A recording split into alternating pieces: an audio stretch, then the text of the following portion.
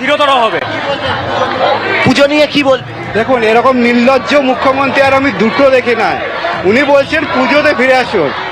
কেন আমাদের যেখানে রাজ্যে উমারা সুরক্ষিত নয়, সেখানে আমরা মা উমার পূজাতে ফিরবো, অবশ্যই ফিরবো, কিন্তু তার আগে আমাদের যে উমার সঙ্গে যে নির্যাতন হলো তার বিচার আমাদের চাই অবশ্যই। এবং দেখতে পাচ্ছি এখানে লয়াররা রয়েছেন, লয়ারদের পরে যারা রয়েছেন তারা হচ্ছে গানে বাজনার মাধ্যমে তাদের প্রতিবাদ তুলে ধরছেন এবং তারা ধর্মতলায় যাবেন, গিয়ে তারা অকুপাই ধর্মতলা আজকে তারা এই কর্মসূচি পালন করবে।